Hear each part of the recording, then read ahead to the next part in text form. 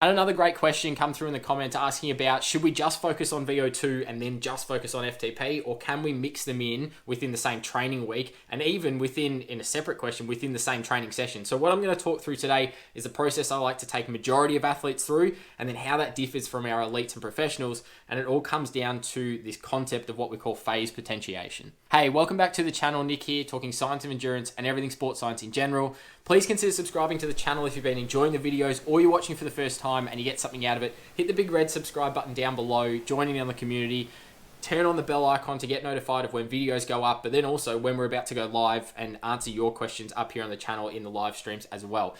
As I mentioned in the introduction, today's video is stemming off a couple of questions that followed similar themes in the comments of a couple of previous videos recently up here on the channel, asking, can we do multiple things at once, basically? Can we go out and train and do VO2 one day, then do some FTP on another day, or can we go out and do VO2 and FTP efforts in the same session?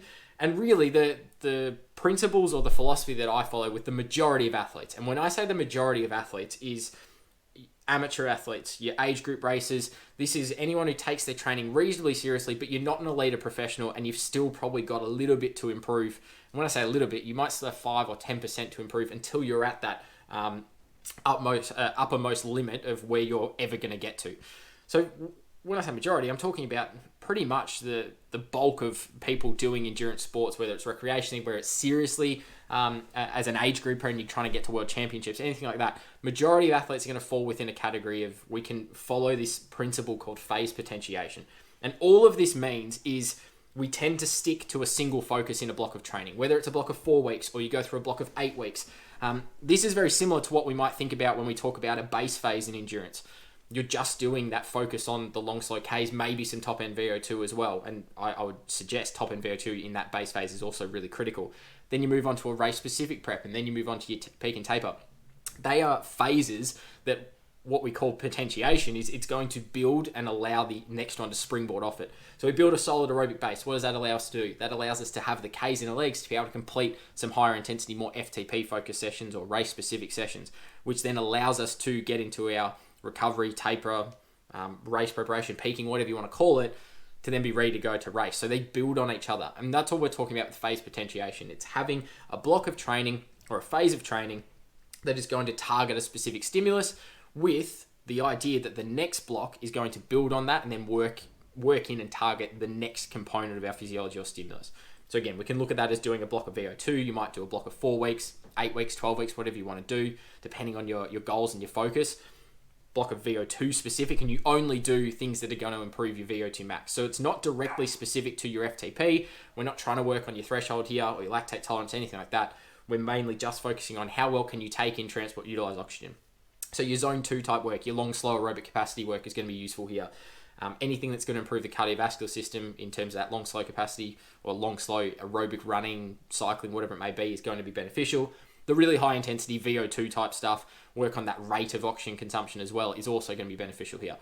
Then you might move into another phase of FTP. We've built the size of the engine, now we have to insert the cylinders into that engine.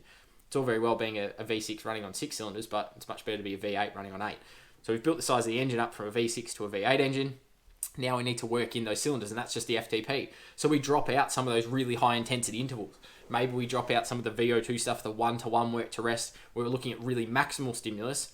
And now we go close to in and around FTP, 100, 105% of FTP, maybe a little bit lower. We start doing some 2-to-1 work to rest ratio, or 3-to-1 work to rest ratio, changing up the stimulus, which is going to be a little bit more race specific, because we're then just tuning up the engine. We're not worried about building it. Then you might continue to alternate that throughout your program, particularly now with COVID, with a lot of races being cancelled.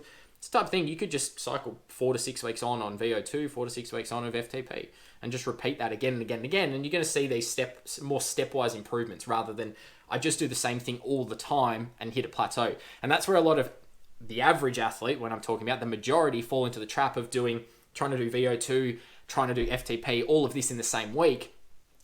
They then get the same training stimulus again and again and again and again and again. When I say there's no clear focus, it's not that the body gets confused. That's a completely wrong way of looking at it. But it's the type of thing that you don't give yourself enough time and enough stimulus on one. You're spreading yourself too thin. In any concept, and it gets talked a lot about in sort of motor learning, things like that. If you have full focus and attention and and concentration on one thing, you're going to improve at a lot faster than if you're distracted by a number of different stimuluses. And that's kind of the same thing that we're talking about from a physiology perspective. If you target one specific stimulus, just VO2, or you're just targeting FTP, you're going to have a faster rate of development because you're spending more time and effort on that in the immediate portion. So in the long term, it pays the dividend. And that's what we're trying to do with phase potentiation. So for the vast majority of the average athlete, it's going to work really well because at the same time, we don't need this high variability because we're looking for these bigger gains. The amateur athletes that I see coming into the lab all the time when we're able to do testing, they'll come in, we'll give them some very basic sort of recommendations around some of these phase potentiation principles. They come back and be significantly better. So they've gone and just focused on an area of training where they haven't spent a dedicated focus. They're too busy trying to do too many things. And like anything, if you do too many things, again, that distraction sort of kicks in, but then also you get a bit burnt out too because you're trying to achieve too much in a short period of time. Why not go for a single quality stimulus, work on that, and then we can move to the next part. Keep it really, really simple as well in terms of understanding every session has a clear purpose for VO2 or it has a clear purpose for FTP. We're now starting to talk about here is a very clear plan of how we're trying to train to then receive a training adaptation. Where it differs to the professional and elite athlete is they have that 1% to gain. And even then, it's like 0.5%. They're already at a point where their physiology and their body, their engine, whatever you want to call it, is already at pretty much its maximum. There's not too much more we can do to get them any better. It's then just the fine tuning of that to allow them to perform when they need to on race day and give them those tiny little bonuses here and there. They therefore need a high amount of variability to be able to achieve that. And this might actually transition over, and I've had some really top-end amateur athletes, your top-end age group who's maybe going and racing Kona or going and winning their age group consistently, might need a bit more of that variability because they're kind of that borderline sort of, in terms of where their physiology is at individually, they're kind of borderline similar to what a professional or elite athlete might be looking at. They've only got those 1 or 2% gains. For the vast majority of people, they've got 5-10% that's untapped, and so phase potentiation and having these blocks where we just have a dedicated stimulus is much better and more effective and can actually generate those returns a lot quicker. When we're at that top end, we're looking for those 0.5%, 1%, and it's a very, very small group of the population. Let me make that really, really clear. It's a very small portion of the population that is like that. The average athlete is majority, so that's sort of typical.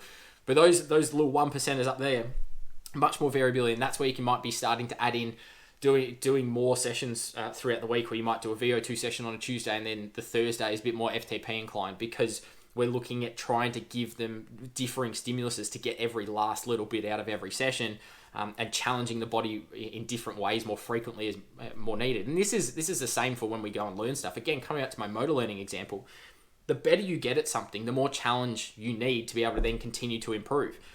If you start a task, and I'll use something simple like riding a bike, most of us can relate to when we first rode a bike. At first, you jumped on, you had training wheels. We kept it really simple. You might ride in a straight line. Once you got better, you take the training wheels off. So we slowly progress it and challenge you a little bit. Then we start to ride around in twists and turns. Then you move from maybe a more mountain bike type setup or a typical sort of leisure recreational bike into a road bike.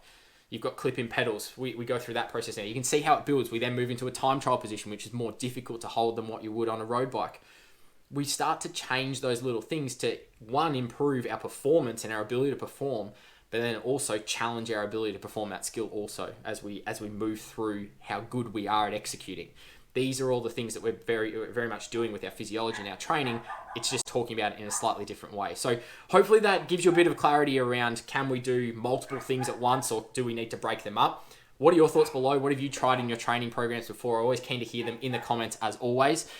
Make sure if you did get something out of this video, please share it with someone else who you might think is interested or needs to hear something around, can we do multiple things in our training program or should we separate it? What category do you fall in terms of that type of athlete, the average or the elite that I'm talking about?